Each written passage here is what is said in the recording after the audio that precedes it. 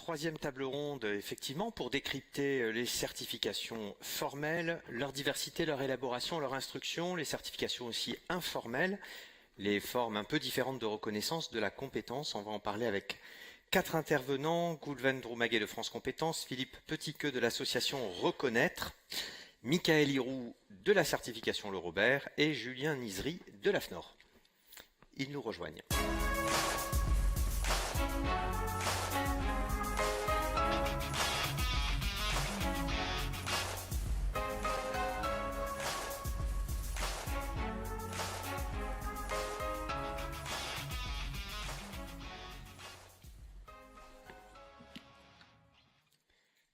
Bonjour à tous les quatre.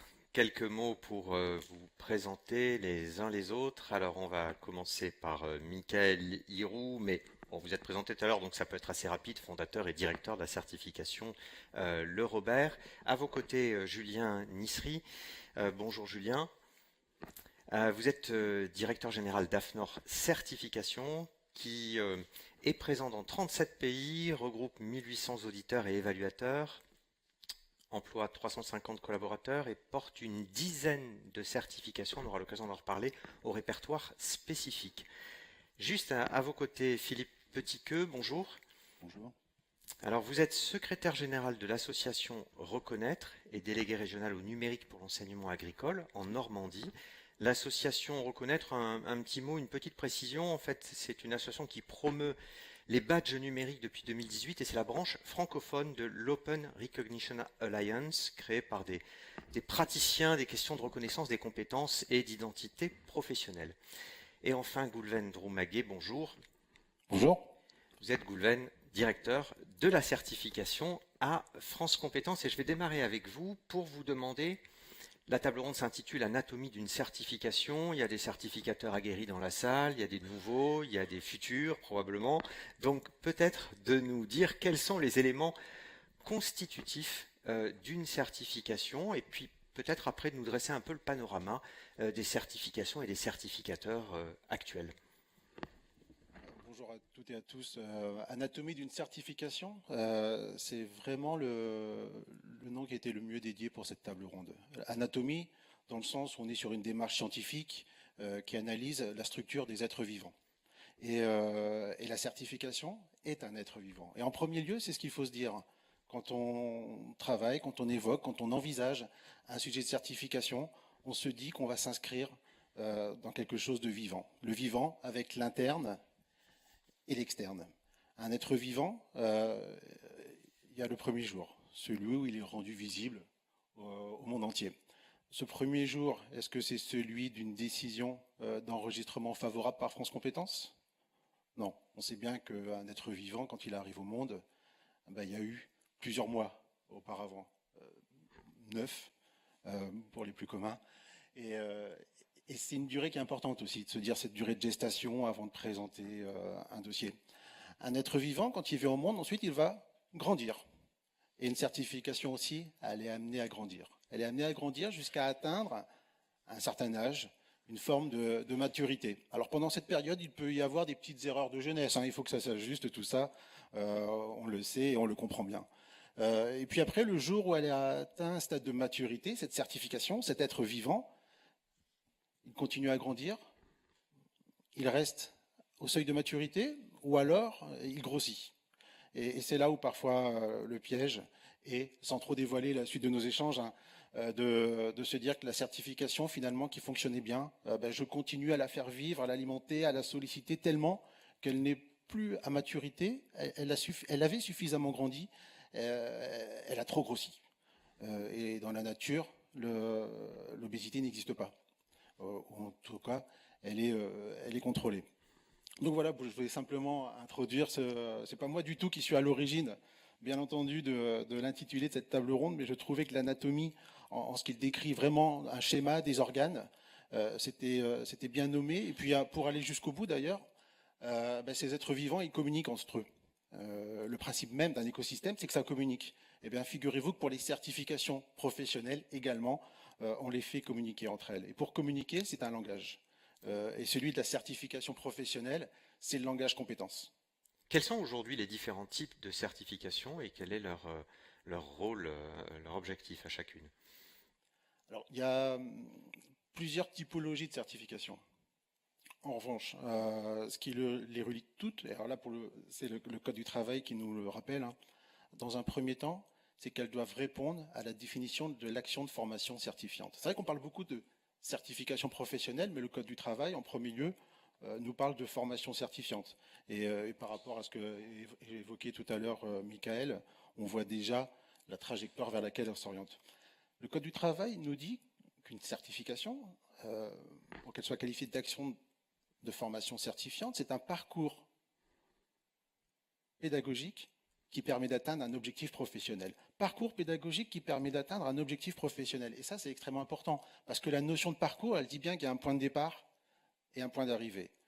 Parcours pédagogique qui permet d'atteindre un objectif professionnel. La certification professionnelle, on doit bien être sur une finalité professionnelle, et cette notion d'objectif, elle nous dit qu'il y a une cible. On peut considérer la cible plus ou moins large, mais en tout cas, c'est extrêmement important qu'il y ait une cible. Et puis la certification professionnelle, eh bien, finalement, comme toutes les autres formes de certification, ben, c'est une autorité indépendante, neutre, un jury, un certificateur, qui va attester à un instant T qu'une personne, qu'un individu répond aux dispositions d'un référentiel, le référentiel de compétences, le référentiel de certification. Et qu'à cet instant T, en délivrant une attestation matérielle, ça produit des effets. La certification professionnelle, elle est tout à fait comparable à plein d'autres schémas de certification en France. Un certificat de naissance, c'est une autorité médicale qui dit qu'à un instant T, un enfant répond à un référentiel. Un certificat de mariage, une autorité religieuse qui dit qu'un couple, et ça produit des effets. Jusqu'au certificat de décès, voire au certificat d'immatriculation. C'est ça qui caractérise vraiment la certification. Aujourd'hui, on a le RNCP, formation à un métier, le répertoire spécifique, spécialisation métier ou compétences spécifiques. On a des blocs de compétences qui sont aussi des éléments de certification. On peut avoir des badges, on en parlera tout à l'heure avec Philippe Petitqueux. C'est quoi aujourd'hui, en nombre de certifications, la répartition par exemple entre le RNCP et le répertoire spécifique quelle est l'évolution, vraiment à très grands traits, si vous aviez 3-4 chiffres clés à nous partager, l'évolution depuis 2019 du paysage des certifications et des certificateurs? Alors, pour répondre à votre première question, alors c'est assez facile pour moi de vous y répondre aujourd'hui, parce que la date du 20 septembre qui est affichée derrière, ça fait très très longtemps qu'elle était dans mon agenda, non pas pour cet événement, mais parce que la commission se réunit le 30, et que son règlement intérieur dit que 10 jours avant, tous les dossiers doivent être mis à disposition des membres, et c'est pour ça que j'ai mis mon téléphone en mode avion, pour éviter les interactions. C'est aujourd'hui, je viens de consulter plus de 320 dossiers qui seront présentés à la commission du 30 septembre. Ces 320 dossiers, à eux seuls, j'ai regardé, ils représentent assez bien le schéma. On est à peu près sur 2 tiers au répertoire spécifique et 1 tiers au RNCP. Voilà. C'est vraiment un schéma qui est à peu près stable, ce que confirme la commission sur laquelle on travaille actuellement. 2 tiers au répertoire spécifique, 1 tiers au RNCP. C'est des gros volumes. La commission a pris près de 15 000 décisions depuis son installation. C'est 40 000 dossiers. Aujourd'hui, si cet après-midi vous allez ouvrir un dossier sur notre plateforme dématérialisée, vous aurez le 40 et quelques millième dossier. Simplement pour vous donner un ordre de comparaison, 2018, 2024, 40 000 dossiers. La CNCP, en fin 2018, quand elle tire le rideau, le système d'information, CNCP, 2002-2018. Tout doucement, progressivement, timidement, elle arrivait à peine, après 16 années, au 3 millième dossier. S'agissant des certificateurs, ce que l'on a observé, c'est qu'on a progressivement passé d'un schéma qui était celui de l'organisme de formation et sur un site à sa certification et certificateur. Ensuite, on a eu l'organisme de formation sur plusieurs sites qui devient certificateur. Et puis progressivement, on est arrivé sur le certificateur qui déploie un réseau, qui reste parfois formateur, et puis, comme d'autres exemples, on les connaît, le certificateur qui est pur certificateur. Et puis on a aussi les spécialistes de l'aide à la certification, nouveau marché depuis quelques années, assez prospère avec des établissements qui effectivement se spécialisent dans l'appui à la certification et qui sont très sollicités compte tenu du taux de refus encore important au répertoire spécifique puisqu'il est de 82 et quelques pourcents. On va arrondir à 80% déjà. Ne chipotons pas. Alors Philippe Petitqueux, on vient de Oui. voir RNCP, RS, il y a aussi les open badges. Les open badges, en fait, c'est quoi? Ça peut recouvrir quoi?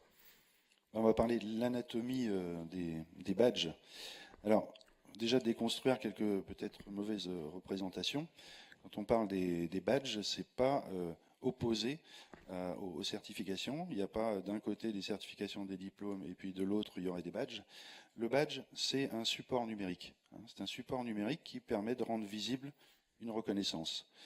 Et un badge peut porter une certification. Mais aussi plein d'autres choses, notamment ce qu'on a du mal à valoriser, qu'on appelle les apprentissages informels, qu'on appelle les compétences psychosociales ou habiletés socio-cognitives ou soft skills. Mais c'est aussi la possibilité de rendre visible, de reconnaître l'expertise des personnes compétentes, une identité professionnelle, une étape dans un parcours, une accréditation. Il y a plein d'usages possibles du badge numérique. Et ce que nous a appris aussi l'expérience, c'est que ce n'est pas non seulement un outil utile pour valoriser les apprentissages informels, mais aussi les reconnaissances informelles. Et je vais vous expliquer un petit peu ce que ce sont ces reconnaissances informelles. Donc l'anatomie d'un badge, dans cette version 2, c'est un standard open source, c'est donc un outil portable. Un open badge est vérifiable. C'est une image qui contient des métadonnées relatives à ce que reconnaît le badge. Donc on va avoir un titre, une description, des critères, une date d'émission, l'identité numérique du porteur. Aujourd'hui, c'est encore beaucoup l'adresse de courriel, mais dans la V3, ça change.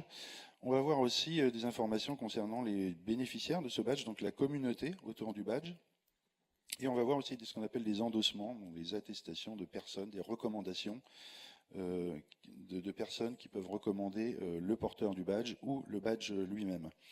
On a aussi la possibilité de lier le badge à des référentiels existants. Donc le badge, c'est un support numérique très riche en informations et qui nous permet de couvrir l'ensemble des pratiques de reconnaissance, des plus formelles aux plus informelles. On a des fonctions aussi qui sont pas uniquement celles de la micro-attestation. Alors il y a en effet une grosse utilisation des badges pour la micro-certification, qui est un gros sujet en ce moment, ou micro-qualification. Dans les pays anglo-saxons, mais également c'est une question traitée par l'Europe actuellement. La fonction du badge, c'est pas juste pour attester. Le badge, il y a deux éléments importants à comprendre, c'est que c'est un objet dynamique, évolutif. C'est pas un titre qu'on va obtenir et qu'on va accrocher à son mur et qui va jaunir. Le badge, il peut évoluer. On peut continuellement le documenter. Il a cette fonction de micro-portfolio. Donc, on peut y ajouter de nouvelles preuves, de la nouvelle documentation, recevoir de nouveaux endossements. Donc, on peut rendre visible comme ça un développement professionnel. C'est une forme de préfiguration du passeport de compétences? Le passeport de compétences, c'est plutôt le réceptacle, on va dire, qui va pouvoir accueillir en outre des certifications. Voilà, il va y avoir aussi la possibilité d'avoir des open badges. Juste que je terminais sur les deux éléments importants, ils sont dynamiques, évolutifs. Oui. Donc on peut à un moment être amené à revalider un badge, on peut rendre visible la progression, le développement de ses compétences. Et puis, autre élément important, on associe les personnes à leur propre reconnaissance. Le badge, on ne peut pas vous émettre un badge malgré vous. Il va falloir accepter le badge. Et en plus, on va vous encourager à le partager, ce badge, et puis à le faire évoluer. Je peux poser une question? Oui. Allez. Juste, là, vous avez bien parlé de l'aspect technique de la chose, mais par rapport à l'inscription de l'open badge et de la micro-certification dans l'écosystème et de la valeur que ça crée pour l'individu, et la sécurisation que ça lui apporte, on voit bien toute la flexibilité que ça apporte par rapport aux besoins du marché du travail et par rapport aux besoins de réactivité sur les métiers innovants. Et on a bien dit, effectivement, il y a la procédure spécifique pour le RNCP, mais pas forcément pour le RS. Donc, quand on a besoin de rajouter une petite dynamique IA ou quelque chose, on voit bien l'intérêt de l'open badge. Mais quelle sécurisation, quelle visibilité, qu'est-ce qui garantit que ça sera valorisé, reconnu pour la personne qui a obtenu cette micro-certification? Alors, ce n'est pas forcément une micro-certification, j'ai dit, il y a toutes sortes de choses qu'on peut rendre visibles. Mais si on parle de la sécurisation, en fait, c'est lors de la conception du badge. Hein. Chacun peut être amené à créer un badge, chaque organisation, pour servir un intérêt. On a besoin de rendre visible quelque chose qui n'est pas assez valorisé. Ça peut être on peut parler du référentiel, par exemple, métier, de pratique professionnelle, qui évolue, qui ne correspondent plus peut-être exactement à ce qui est dans le diplôme. Eh bien, Donc la portabilité peut être plus ou moins variable, mais peut-être en complément, pour qu'on comprenne bien, un exemple d'acteur, dans l'enseignement agricole, vous pratiquez les badges, un exemple d'acteur et un exemple d'usage des badges. Alors, on a de nombreux acteurs aujourd'hui dans les badges, donc du domaine de l'éducation, de la formation, de l'insertion. Le premier exemple qui va peut-être vous étonner, ce sont les CFA, les CFA de Normandie, qui ont été les premiers à montrer que le concept d'utilisation des badges était utile pour leur transition numérique. Plutôt que d'avoir un label, qui était l'idée de départ, le label numérique qu'il fallait absolument avoir, où on l'avait ou on ne l'avait pas, collectivement avec la collectivité régionale, les CFA, on a co-conçu un ensemble de badges qui étaient des indicateurs pour montrer comment un CFA devait évoluer pour réussir sa transition numérique.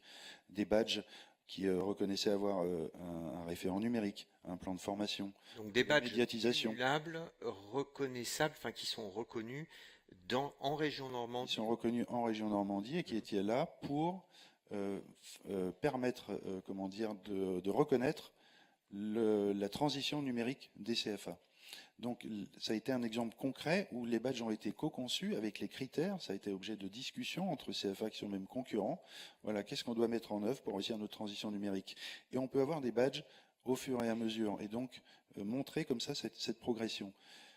Ça, c'est un premier cas d'usage. Vous en voulez peut-être un deuxième, c'est tout ce qui est autour de l'engagement, que ce soit dans l'enseignement agricole ou dans d'autres structures. On parlait des services civiques tout à l'heure. On a plein de projets qui utilisent les badges justement pour permettre de valoriser tous ces apprentissages et capacités qu'on développe lors d'expériences qu'on appelle extrascolaires, par exemple. Oui, donc, projet que vous avez commencé à recenser. On y reviendra tout à l'heure. On poursuit sur l'anatomie avec vous, Michael.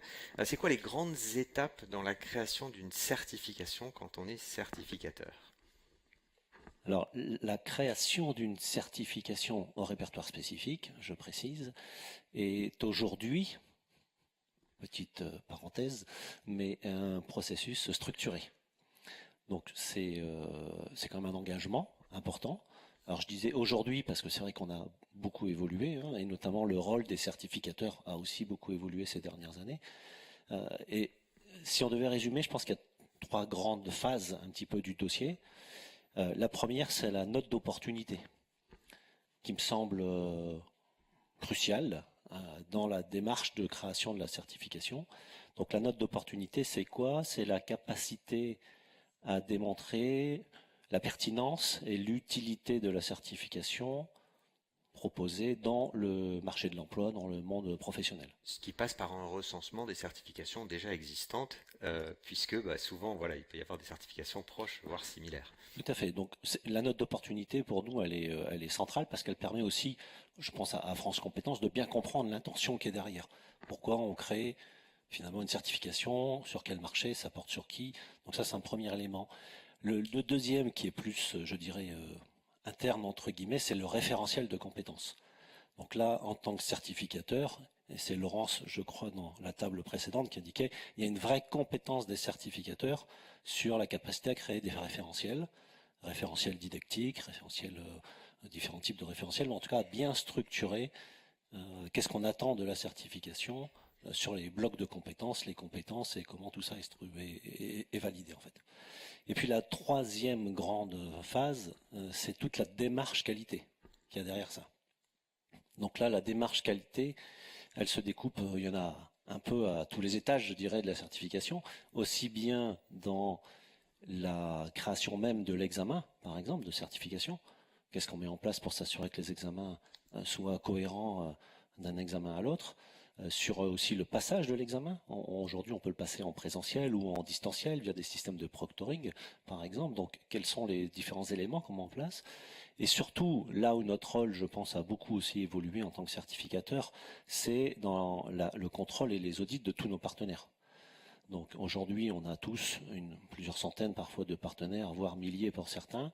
Et donc là, c'est quel rôle on a dans l'audit et le contrôle de tous ces partenaires. Donc ça, c'est important, c'est un élément aussi essentiel pour accueillir et agréer un partenaire, c'est de s'assurer que tout le process finalement de formation qui est établi par ce partenaire soit bien en adéquation avec le référentiel de compétences du certificateur. Ça, c'est extrêmement important. Donc voilà, je dirais les 3 grandes étapes pour moi, même s'il y a pas mal d'éléments qui sont à travailler dans ce processus de création de certification en répertoire spécifique. Merci Julien Nizri. Quel regard vous portez, alors notamment sur la phase des modalités d'enregistrement, sur les critères d'examen? On a vu tout à l'heure qu'il y avait un certain nombre d'évolutions sur un certain nombre de sujets. On n'a pas trop parlé, c'est l'objet de cette table ronde précisément, de ces modalités. Alors votre constat, et puis voilà, 2, vos pistes éventuelles pour essayer d'aller plus loin et d'améliorer. Nous sommes un certificateur, vous l'avez dit, pure player. Historiquement, on est vraiment accrédité par le COFRAC de manière générale sur différentes normes pour certifier, bien sûr, les personnes, les compétences, mais aussi les produits, les services et les systèmes de management, notamment Calliope. Et c'est vrai que on a une structuration particulière, une habitude, bien sûr, de toute l'approche processus, une approche aussi, bien sûr, de très forte et très historique de la qualité, et pourtant c'est dur. C'est clair que c'est dur, et le taux de 18%, nous on a 16 certifications ERS, le taux de 18%, incluant les renouvellements, on le comprend tout à fait. Je peux vous dire, c'est dur aussi pour les grandes structures. Et c'est vrai que moi je m'interroge en termes pour apprécier le système ou pour se donner un avis sur ce qui pourrait être fait. D'un autre côté, il faut revenir quand même aux fondamentaux. Pourquoi il y a eu système? C'était comme la loi, ça a été dit ce matin, l'idée de donner aux citoyens, demandeurs d'emploi en parcours professionnel ou jeunes qui arrivent sur le marché, les moyens dans un système désintermédié de se repérer et de choisir des formations qui permettront qu'ils soient capables d'évoluer dans une carrière fragmentée ou de garantir son employabilité. Et donc l'objectif, c'est on finance la formation, mais l'objectif, c'est bien derrière qu'ils puissent attester de ses compétences par cette certification. Et là-dessus, nous, on voit bien, on comprend donc tout à fait la nécessité de resserrer les critères. Et puis le ministre l'a dit ce matin par rapport aux enjeux financiers. Mais c'est vrai que malgré tous les webinaires, malgré les VADEMACOM, malgré tout ça, c'est compliqué au quotidien. Et ce marché de l'accompagnement que vous avez évoqué peut aussi interroger, parce que la désintermédiation avait aussi une volonté de... voilà, on a remplacé finalement les OPCA et les intermédiaires étatiques ou paraétatiques finalement par un marché privé d'accompagnement, de conseils, de consultance, auquel on fait appel nous aussi d'ailleurs, mais qui peut interroger sur l'efficacité du système. Et sur les délais, c'est vrai que ce qui est compliqué, c'est face à des demandes qu'on a très fortes, soit économiques du marché, soit aussi, parce qu'il y a quand même un enjeu majeur, de répondre aux attentes des métiers en compétences, des besoins en compétences par rapport aux tensions du marché, besoins en main-d'œuvre.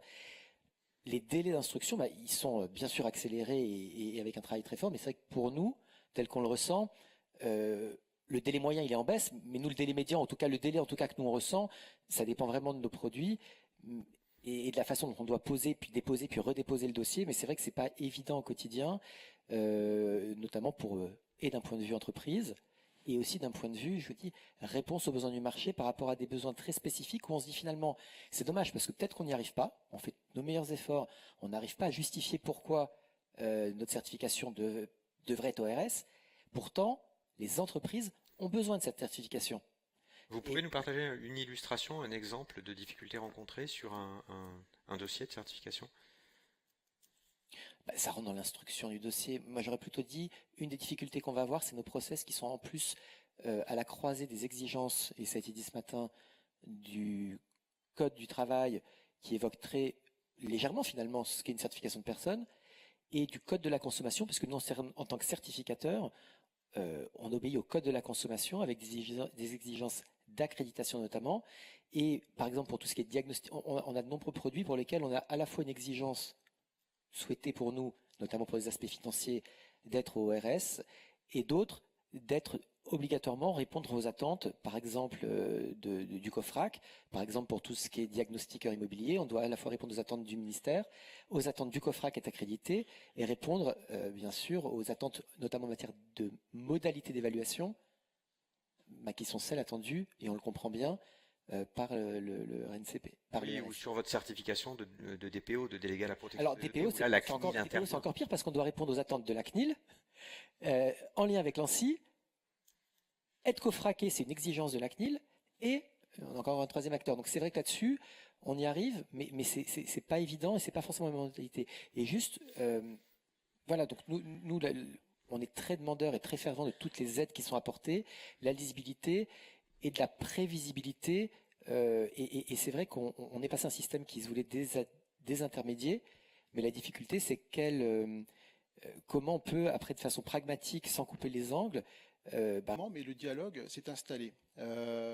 Aujourd'hui, le temps d'échange est systématiquement proposé après une décision, qu'elle soit favorable ou défavorable. C'est ce qu'on appelle, nous en interne, le fameux service après-vente, le SAV, sur lequel on souhaite que les organismes capitalisent. De la même manière qu'une décision favorable, systématiquement, elle est accompagnée d'un courrier de notification qui identifie les critères qui ont été jugés comme encore pas tout à fait satisfaisants pour s'inscrire sur une durée plus longue. L'objectif étant collectivement que l'on soit sur les durées les plus longues possibles. On n'a absolument aucun intérêt à ce que des dossiers, après l'examen en commission, soient positionnés sur des durées d'1 an ou 2 ans, puisque forcément ça revient très très vite.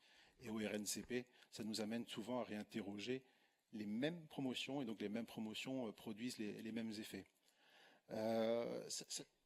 Ouais. quelle place, Allez-y, quelle Julien. place, si je peux me permettre. Alors déjà, juste souligner, vous l'avez dit, les phases d'accompagnement d'explication, un grand merci, hein, parce qu'on peut effectivement dire qu'il y a des choses qui peuvent évoluer. On le ressent. Et les contacts sont pas du tout les mêmes maintenant que ça peut être par le passé. Et on ressent vraiment tous ces éléments. Mais si je peux me permettre, c'est une question par rapport à ce qui a été évoqué ce matin par le ministre. Quel impact finalement des enjeux économiques et de régulation financière sur les choix et les orientations qui sont prises? C'est ce que l'on observe en premier. C'est ce que l'on observe en premier sur un dossier, qu'il soit du RNCP ou du répertoire spécifique. La première chose que l'on observe est l'impact. L'impact sur l'individu, l'impact en réponse aux besoins également de l'économie. Ce sont nos fameux critères d'insertion au RNCP. Et puis... Et l'impact budgétaire avec le Sur le nombre CPF, sur les dépenses CPF, les certifications. besoins de régulation c'est pas financière. alors là, pour on n'a jamais, et je le dis de manière extrêmement claire et sincère, nous n'avons jamais considéré l'impact budgétaire d'une certification pour nuancer. D'ailleurs, si on l'avait fait, Michael évoquait les contentieux, hein. Et d'ailleurs, depuis son départ, il y en a beaucoup plus. Il a rappelé le chiffre de 40 et je pense que il y a un effet après son départ. Vous voulez dire que vous êtes trop laxiste? Non, ce que je veux dire par là, c'est que si jamais on avait régulé à travers des financements, très rapidement, ça se serait perçu, on aurait été en dehors de notre cadre d'exercice qui est extrêmement encadré. Il y a des critiques, Goulven Dourmaguet, qui sont adressées de manière un peu récurrente aussi concernant l'expertise des instructeurs. Alors particulièrement au RS, avec des instructeurs qui seraient un peu plus juniors, qui n'auraient pas forcément le niveau de formation adéquat, etc. Qu'est-ce que, par rapport à ces critiques-là, aujourd'hui, le recrutement d'experts de la certification est compliqué partout. Chez les certificateurs, chez les OF, chez les OPCO, chez vous aussi, on imagine. Qu'est-ce qui peut être fait pour assurer que le dossier est examiné peut-être de manière par plusieurs personnes et avec un niveau d'expertise suffisant? Alors, avant de répondre à cela, puisqu'on a quand même beaucoup évoqué les refus et les taux de refus, je voulais aussi qu'on se dise comment réussir une certification. Et aussi se dire que parfois, le refus, je sais qu'il est douloureux. C'est vraiment pas agréable de recevoir un courrier froid, très administratif, après avoir attendu plusieurs mois et guetté chacune des décisions. Un courrier qui dit votre certification a été refusée pour tel critère et si vous souhaitez, vous pouvez avoir un échange et éventuellement un recours auprès du Théâtre Paris. Moi, ce que j'ai envie de vous dire, c'est, on va venir quand même sur les sujets d'harmonisation entre instructeurs, et on verra ensemble qu'ils sont très liés à l'harmonisation finalement des dossiers en premier lieu. En tout cas, je voulais réagir sur ce qui a été dit juste avant sur la note d'opportunité. Et vous avez raison, elle est centrale, elle est stratégique, elle est déterminante. Le dossier, malheureusement, et c'est peut-être le système d'information qui veut ça, il faut se connecter, en plus double authentification, on a déjà perdu pas mal de temps à comprendre, parfois à lire le vademecum, les notes, les notices, on a heurté pas mal de contraintes techniques, et puis quand on rentre dans le dossier, la première chose qu'on nous donne, c'est un numéro. Et puis après, on coche des cases, on remplit des champs, qui sont limités d'ailleurs, les champs. Donc ça veut dire que Tableau l'un des Excel. premiers motifs de refus, finalement, c'est que la note d'opportunité n'est pas liée aux objectifs réels ou qu'elle est trop liée à l'éligibilité au financement? Parce que le premier motif de refus, c'est quand on a une démarche très administrative de la certification et qu'on n'en fait pas, comme on l'a vu tout à l'heure à travers l'anatomie, un objet vivant. Quelque chose qui est vivant, il nous parle. Moi, ce que je dis souvent et ce que je voulais vous passer comme message aujourd'hui, soyez très à l'aise, soyez confiants dans vos projets de certification. Soyez sincères dans vos projets de certification. J'évoquais la technicité, le système d'information, et puis après, on va rentrer dans des fichiers Excel avec plein de colonnes qu'on ne peut même pas bouger, parce que chacun des champs de chacune de ces colonnes est figé. Et puis après, dans des référentiels qui sont très froids, avec une écriture en compétences qui est extrêmement normée. Et puis quand on a fait tout ça, on y a passé tellement de temps qu'on a complètement oublié de raconter l'histoire du dossier, de raconter l'histoire de l'organisme. Moi, ce que j'ai envie de vous dire, c'est embarquez-nous dans votre aventure. Quand vous avez eu de la matière, quand vous avez passé des mois, quand vous avez des choses sur l'étagère, mettez-les dans les dossiers.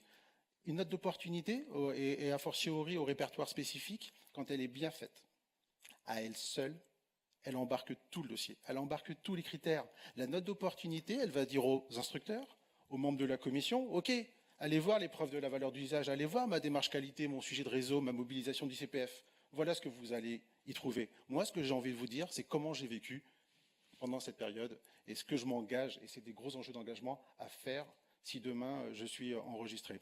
Je reviens sur le sujet des instructeurs. Le rapport COP, le dernier de France Compétences, mettait en avant le fait qu'il y avait un turnover qui pouvait être élevé et un sujet aussi d'effectifs. Comment vous en tenez compte aujourd'hui? Est-ce qu'il y a déjà des ajustements qui ont été faits ou qui sont envisagés pour la suite? On est sur un double schéma aujourd'hui. Vous avez connu le schéma avec les instructeurs RNCP, les instructeurs du répertoire spécifique, et puis finalement, quand on parle de certification, il y a bien 3 catégories d'actions de formation certifiantes. Le RNCP, le répertoire spécifique et les blocs de compétences. Et déjà, ce premier schéma nous avait parfois fait perdre un peu de vue les enjeux autour des blocs de compétences. Et puis, on a aussi cette nouvelle organisation qui fait qu'aujourd'hui, tous les instructeurs instruisent des objets de certification qui nous permet de se préparer aux évolutions probables qui vous ont été partagées sur la table ronde juste avant. Notre volonté, elle est vraiment d'avoir des instructeurs qui ont une double expertise, une expertise en certification, et on sait tous ici, comme c'est complexe, la certification, c'est peut-être la discipline la plus complexe d'ailleurs en formation professionnelle, celle de la certification, puis aussi une vraie expertise sectorielle. Ce qui fait que naturellement, aujourd'hui avec la stabilité, aujourd'hui avec un marché qui s'est à peu près stabilisé, on a une vraie harmonisation qui s'installe en interne.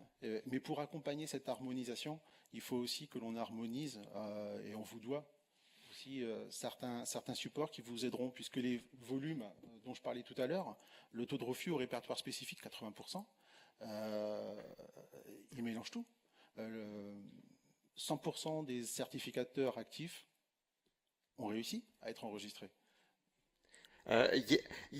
Jusqu'à une période récente, il y avait un instructeur et ensuite le dossier passait au superviseur.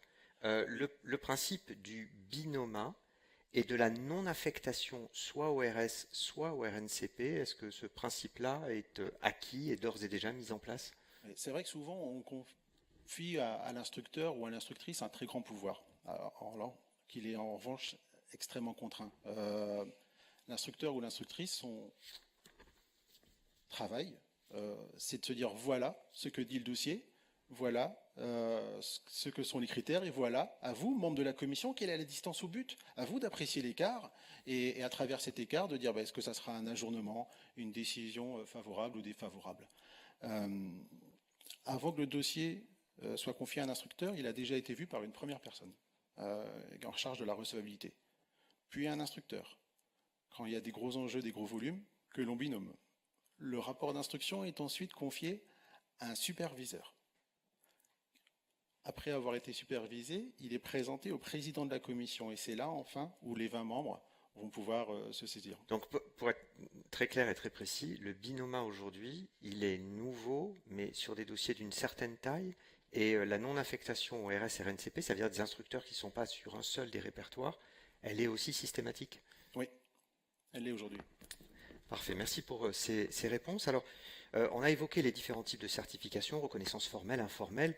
Comment ces différentes formes de certification peuvent s'articuler les unes avec les autres?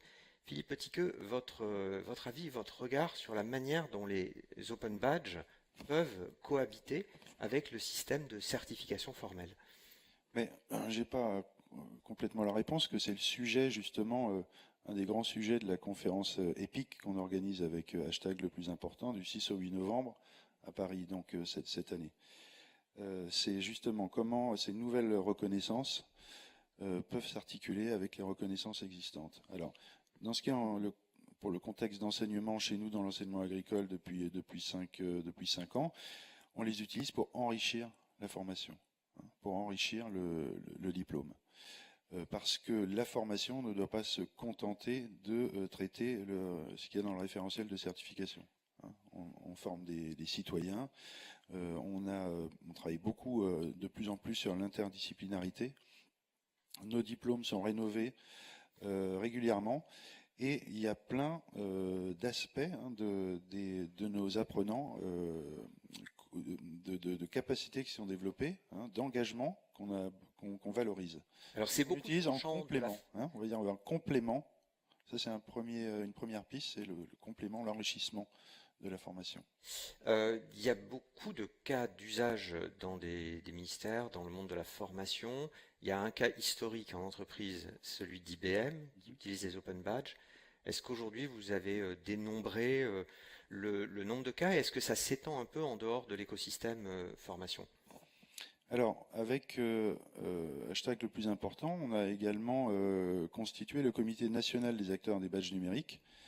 Aujourd'hui, 3 collèges, 50 participants, collèges des territoires. Donc les collectifs, si vous les connaissez, badgeons les territoires, c'est une de nos spécificités. On travaille en approche territoriale avec tous les acteurs de l'insertion, de l'emploi, de la formation pour échanger sur nos pratiques, notre expérience avec les badges numériques.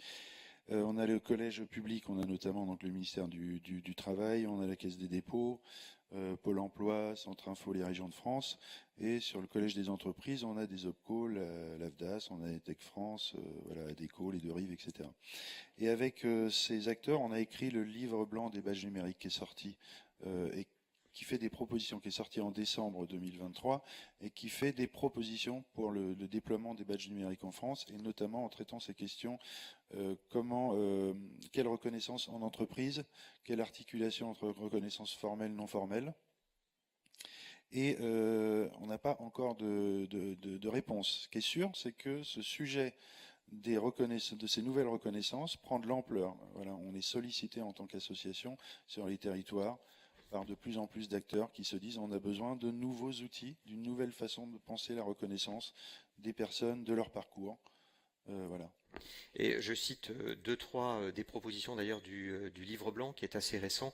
C'était par exemple créer un label public pour valoriser les entreprises qui utilisent les badges numériques, imposer progressivement aux organismes publics la délivrance de badges, outiller les associations pour reconnaître les apprentissages informels. Et puis voilà, il y a toute une série dans ce livre blanc de préconisations.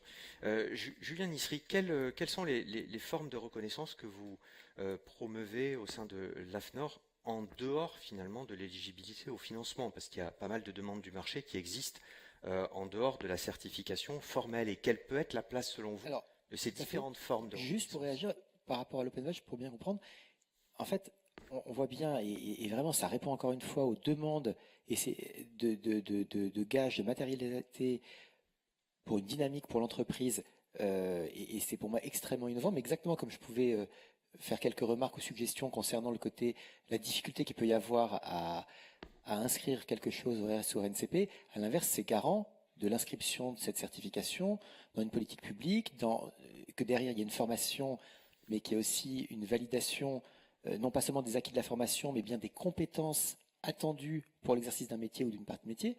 Et du coup, là encore une fois, j'ai bien compris la modalité par rapport au rôle de l'Open Badge pour garantir des choses et créer une dynamique. Mais finalement, c'est un système qui est auto-administré. Il n'y a pas de régulation du contenu en tant que tel, des attendus formatifs c'est à la main de chaque finalement acteur de développer son. Et du coup, comment se développe la notoriété de cet Open Badge finalement entre mon badge LinkedIn qui dit que je suis bon sur Excel et C'est ça, c'est-à-dire que si le marché finalement se développe et on voit la blockchain qui peut certifier, etc., ou d'autres acteurs qui peuvent certifier, est-ce qu'il faut laisser faire le marché en permettant le développement de ces micro-certifications, de ces compétences certifiées ou régulation? On ne peut pas réguler les open badges, c'est un standard ouvert, c'est comme une page web, hein, tout le monde peut en créer si vous voulez. C'est plutôt se mettre d'accord sur quelles sont les bonnes pratiques pour l'utiliser et comment ça peut aider les personnes, comment ça peut aider les entreprises, les organisations. Je ne suis pas spécialiste, mais je vois bien que la difficulté qu'on a à mettre en place des développements de compétences dans les entreprises.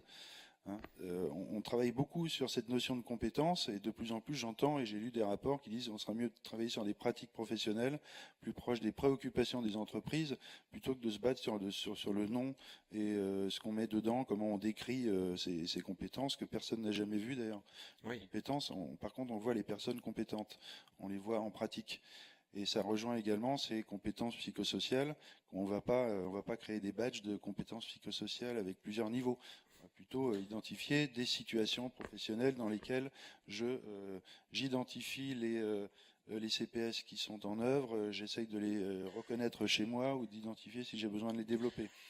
Ce qu'il faut ajuster pour terminer, c'est qu'il faut se débarrasser de l'idée du badge numérique comme étant un diplôme et de le voir plutôt comme étant un objet qui produit une information qui doit être utile pour la personne, pour l'organisation, sa communauté de pratique. Mais ça nécessite un peu plus de temps pour qu'on développe cette idée. Précisément, Julien Nizery, à l'AFNOR, vous avez la validation des acquis de la formation avec parfois des tampons, par exemple une sensibilisation à la RSE ou voilà, des éléments qui viennent attester qu'on a suivi ou qu'on a une compétence particulière. Est-ce qu'on pourrait imaginer demain que ces compétences-là, elles soient supportées par un open badge qui permettrait d'héberger ce type de compétences ou d'attestation? On a toute une réflexion au niveau du groupe AFNOR. Je vais aller rapidement. Moi, je dirige AFNOR Certification, mais j'ai une collègue qui dirige AFNOR Compétences et qui donc est un organisme de formation. Nous, en tant qu'organisme accrédité, on n'a absolument pas le droit à AFNOR Certification d'être jugé partie, et là, c'est considéré comme être jugé partie pour l'accréditeur. Donc, moi, je n'ai absolument pas le droit de délivrer une formation. Par contre, effectivement, au niveau du groupe AFNOR, il y a ce type de prestations, des accompagnements, des formations, et effectivement, on travaille beaucoup sur toutes les reconnaissances possibles par rapport aux attentes du marché, qui sont d'avoir des choses flexibles, valorisées, et là, effectivement, toute la notoriété que peut avoir l'acteur qui va délivrer cette reconnaissance qui est hors cadre France Compétences, Calliope, RNCP, enfin RNCP, RS, tout va jouer sur la notoriété et sur le sérieux de l'organisme en tant que tel pour rassurer finalement le marché. Oui. Semble. Quel est le tiers de confiance? C'est quoi la méthode? Quelles sont les garanties? C'est autour de Alors, ces questions-là, nous, sans forcément qu'il y ait une régulation. En tant qu'organisme accrédité, cette fois, quand on fait des certifications sans s'appuyer sur le RS ou le RNCP, et du coup, sans bénéficier de financement public, ce qui va compter pour nous, ça va être vraiment de mettre en avant tout ce qui se fait déjà pour les certifications de personnes, mais qui est poussé à l'extrême dans un cadre accrédité en matière de tierce partie. J'évoquais la séparation stricte. Alors on parle d'une séparation entre les jurys et les formateurs, mais nous là c'est vraiment les strictes, y compris légales. Encore une fois, le fait qu'on se concentre non pas sur les acquis de formation, mais sur les compétences en tant que telles, sur le fait qu'on est propriétaire du certificat émis et qu'on en maintient et qu'on vérifie son adéquation, c'est-à-dire que nous on y revient tous les 3 ans. Mhm. Voilà, donc c'est pas des certificats à vie. Et sur toutes les procédures de signalement qui sont poussées à l'extrême, lorsque le client d'un des certifiés est pas satisfait, on reçoit sans arrêt des plaintes. Voilà, donc nous on pousse à l'extrême tout ça dans un cadre accrédité. Et dans un cadre non accrédité, cette fois au niveau du groupe, on travaille comme beaucoup d'organismes, cette fois de formation, sur toutes les démarches innovantes. Un dernier mot, Michael Hiroux, pour conclure cette table Mais une ronde. dernière question, Vraiment, ce serait vraiment juste. Est-ce qu'il y a une date pour la sortie du Vademecum sur le RS? il y a un vademecum pour le RNCP, il n'y en a pas pour le RS. Réponse courte. C'est habile. Euh,